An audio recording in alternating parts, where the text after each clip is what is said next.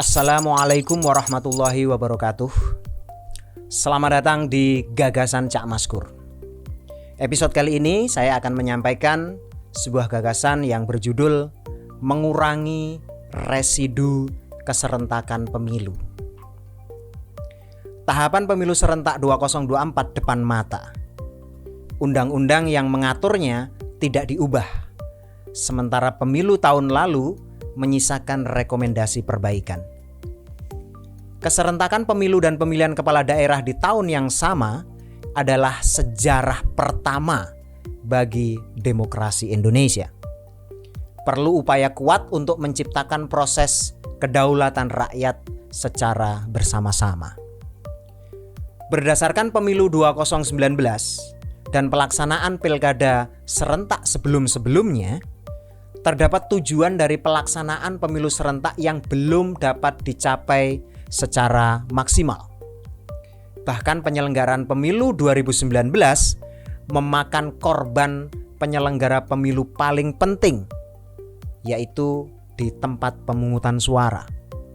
Setidaknya 527 KPPS meninggal dan 11.239 menderita sakit. Sementara di pengawas pemilu terdapat 92 pengawas yang meninggal dan 275 orang mengalami kecelakaan. Ini sungguh memprihatinkan. Di antara catatan pelaksanaan pemilu 2019, pertama, pemilu 2019 masih belum mempermudah pemilih dalam menggunakan hak suaranya. Ketidakmudahan memilih terbukti dengan surat suara yang tidak sah cukup tinggi, yaitu 11% untuk pemilihan DPR. Bahkan untuk pemilihan DPD, surat suara yang tidak sah mencapai 19%. Surat suara yang secara kasat mata lebih mudah untuk dikenal dan dicoblos, yaitu surat suara DPD yang memuat foto, nomor urut, dan nama calon pun surat suara sahnya paling tinggi. Ulangi, surat suara tidak sahnya paling tinggi. Jelas ini bukan sekedar tata cara memilih, tetapi juga sangat berkaitan dengan informasi yang diterima oleh pemilih tentang para calonnya. Jika informasi pemilih terkait dengan para calon yang akan dipilihnya tidak ditingkatkan, maka potensi tingginya surat suara tidak sah akan berulang. Apalagi tahapan pemilu 2024 begitu padat. 5 surat suara di pemilu dan 2 surat suara di pilkada menjadikan kompleksitas dan kerumitan sistem proporsional terbuka dengan mekanisme suara terbanyak pada akhirnya membutuhkan pengetahuan dan informasi pemilih yang maksimal.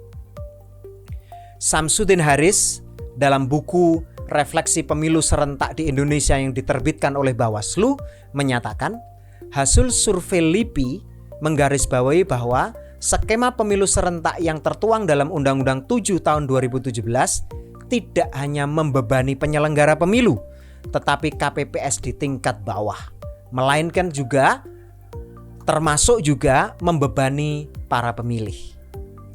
Betapa tidak? Pengalaman pemilu 2019 terjadi tantangan terkait dengan waktu pemungutan dan penghitungan suara. KPPS wajib menyelesaikan pemungutan dan penghitungan suara di TPS selesai pada hari yang sama. Jika ternyata belum selesai, diberi kesempatan perpanjangan selama 12 jam. Padahal sebelum hari pemungutan dan penghitungan suara, petugas KPPS sudah bekerja duluan, mempersiapkan lokasi TPS dan membangunnya, mempersiapkan logistiknya, melakukan rapat persiapan, serta memastikan pemilihnya di lingkungan terundang untuk pemilih. Setidaknya KPPS itu menghabiskan 3 kali 24 jam untuk melaksanakan tahapan maha penting itu, yaitu memfasilitasi kedaulatan rakyat dan tidak bisa diwakilkan. Itulah mengapa pekerjaan KPPS dan pengawas TPS tidak dapat dimaknai bekerja hanya dalam 1 hari. Mempersiapkan pemungutan dan mengirimkan hasilnya dalam keadaan tidak terganggu membutuhkan energi berhari-hari. Pekerjaan mulia ini yang dilakukan secara jujur dan adil tidak jarang dilakukan di bawah tekanan yang berat dan istirahat yang kurang. Hal ini menjadi catatan penting bagi pelaksanaan pemilu 2019 untuk mempersiapkan pemilu serentak 2024. Di balik kesulitan para pemilih di satu pihak dan beban berat para petugas KPPS dan pengawas TPS di lain pihak akibat dari penumpukan 5 surat suara sekaligus pada waktu yang bersamaan. Sekaligus implementasi sistem proporsional terbuka dengan mekanisme suara terbanyak dan multi partai ekstrim. Kedua, dari aspek pembiayaan pemilu. Tujuan dari pelaksanaan pemilu serentak adalah terjadinya efisiensi pembiayaan pemilu, terutama pengadaan logistik pemilu dan honorarium bagi penyelenggara pemilu. Salah satu pertimbangan kuat menyatukan pelaksanaan pemilu legislatif dan eksekutif adalah mengefisienkan biayanya. Pada pelaksanaan 2019 belum terwujud nyata, bahkan meningkat kuat di anggaran pemilu mendatang.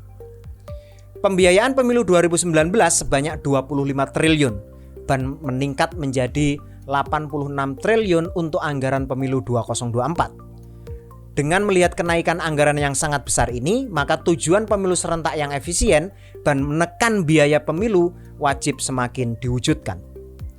Di antara yang wajib diwujudkan adalah peningkatan partisipasi pemilih, baik saat pemungutan suara maupun keterlibatan saat tahapan pemilu dan pemilihan berlangsung. Saat pemungutan suara memang terjadi peningkatan partisipasi antara yang serentak dan tidak serentak. Partisipasi di pemilu 2014 sebanyak 75%, naik 6% menjadi 81% di pemilu 2019. Menaikkan angka partisipasi, baik pencoblosan maupun pengawasan pemilu, dapat dilakukan berdasarkan pembiayaan pemilu yang mahal. Menanamkan alasan paling mendasar bahwa mengapa kita mencoblos dan terlibat dalam pemilu, karena biaya yang besar dalam pelaksanaan pemilu tersebut itu berdasarkan atau berasal dari rakyat, dari uang rakyat yang dibayarkan melalui pajak.